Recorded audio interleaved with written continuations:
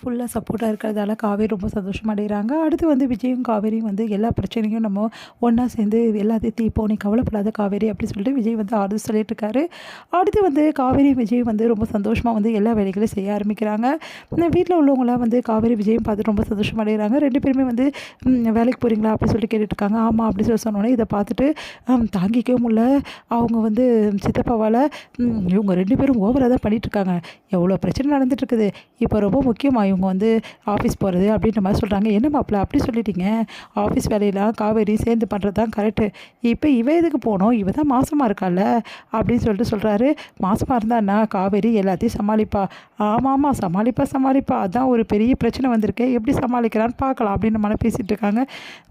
என்ன பண்ணுறதோ இந்த மாதிரி ஒரு குடும்பமாக போச்சு, இதுக்கப்புறம் அந்த குடும்பத்துக்கிட்ட கொஞ்சம் சகவாசம் கம்மியாக வைக்கிறது எல்லாருக்கும் நல்லது அப்படின்றாங்க பாட்டி. அதை கேட்டு காவேரி மனசு கஷ்டப்படுறாங்க. கவலைப்படாத காவேரி எல்லாம் சரியாயிடும் சொல்லிட்டு விஜய் சொல்கிறாரு. பாட்டி ஏன் பாட்டி இப்படிலாம் பேசுகிறீங்க, அவள் மனசு வருத்தப்படுவாள், அவள் மனசு வருத்தப்படுவான்னு சொல்லிட்டு உண்மையை சொல்லாமல் இருக்க முடியுமா விஜய்? அவங்க வீட்டில் நடந்த விஷயங்கள் எல்லாம் 4 பேர் கேள்விப்பட்டால் நம்மளை தான் கேவலமாக நினைப்பாங்க, இப்படிப்பட்ட வீட்டில் பொண்ணு எடுத்துட்டீங்கன்னு சொல்லிட்டு எத்தனை வாட்டி இதையே சொல்லிட்டு இருப்பீங்க. எனக்கு எதை பற்றியும் கவலையே இல்லை, இதுக்கப்புறம் காவேரி பற்றி எதுவும் சொல்லக்கூடாது, அவ்வளோதானே, வீட்டை விட்டு போயிடுவேன், அவ்வளோதானடா. ஏன் பாட்டி இப்படி இருக்கீங்க, சரி விட்றா, நான் எதுவும் சொல்லலை, ஓவராக தான் பண்ணுறோம் அப்படின்னு சொல்லிட்டு போகிறாங்க. அடுத்து வந்து இங்கே என்ன பண்ணுறாங்க, காவேரி வந்து விஜய் கிட்ட விடுங்கங்க அப்படின்னு சொல்லிட்டு இருக்காங்க. இங்கே வந்து என்ன பண்ணுறாங்க, காவேரி வந்து வேலையெல்லாம் செஞ்சுட்டே இருக்காங்க. அப்போ திடீர்னு வந்து வயிற்றில் ஏதோ ஓடுற மாதிரி இருக்குது, என்ன நம்மளுக்கு ஏதோ வயிற்றில் ஏதோ இருக்க மாதிரி இருக்குது அப்படின்னு சொல்லிட்டு ரூமுக்கு போயிட்டு அவங்கள கண்ணாடியில் வந்து வயிறை தொட்டு பார்க்குறாங்க. அப்படியே வந்து லைட்டாக ஊறுற மாதிரி இருக்குது, சந்தோஷம் தாங்க முடியல. பாப்பா வந்தால் லைட்டாக ஊறுதா அப்படின்னு சொல்லிட்டு அவங்களுக்கு சந்தோஷமாக இருக்குது. உடனே வந்து ஐயோ இந்த விஷயத்தை அவர்கிட்ட சொல்லணுமே, எப்படி சொல்கிறதுன்னு தெரியலையே அப்படின்னு சொல்லிட்டு இந்த வாயே வரல காவேரிக்கு. அப்படியே அவங்க ஃபீலிங் அவ்வளோ இதுவாக சந்தோஷமாக ஃபீல் பண்ணிட்டுருக்காங்க. இந்த விஷயத்த அம்மா கிட்ட சொல்லலாமா, அவர்கிட்ட சொல்லலாமா, முதல்ல அவர்கிட்ட தான் சொல்லணும் அப்படின்னு சொல்லிட்டு என்ன பண்ணுறாங்க, தேடுறாங்க. விஜய் வந்து என்ன காவேரி இங்கே வாங்குங்க அப்படின்னு கூப்பிட்றாங்க.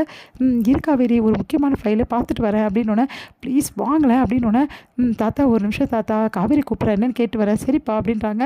ஒன்று இங்கே வாங்க, என்ன காவேரி ரொம்ப இம்பார்ட்டண்டான ஃபைல் தானே பார்த்துட்ருக்கேன், ஏங்க அப்போது உங்களுக்கு நான் கூப்பிட்றது முக்கியம் இல்லையா, சரி இப்போ என்ன விஷயம் சொல்லு, சீக்கிரம் சொல்லு காவேரின்னொன்னே, இங்கே வாங்க அப்படின்னு சொல்லிட்டு கிட்ட கூப்பிட்றாங்க. என்ன காவேரி திடீர்னு கிட்ட கூப்பிட்றேன், சரி எத்தனை கொடுக்க போகிறேன் அப்படின்னா, என்ன கொடுக்க போகிறாங்க, வேறு என்ன முத்தம்தான், ஆசை தான், இங்கே வாங்க கிட்ட அப்படின்னு சொல்லிட்டு அவரோட கையை எடுத்துகிட்டு அவங்க வயிற்றில் வைக்கிறாங்க.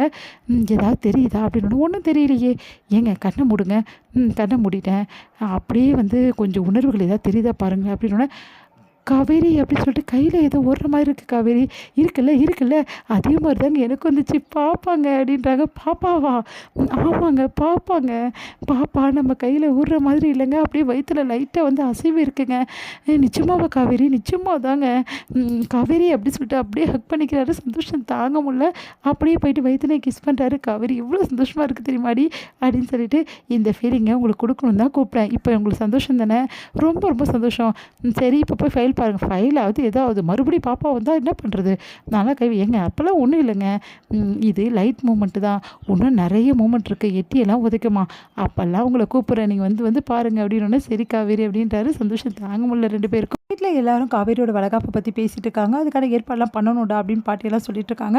அந்த டைமில் கரெக்டாக முத்துமலர் அங்கே வராங்க. அவங்கள பார்த்து எல்லாம் அதிர்ச்சி அடைகிறாங்க.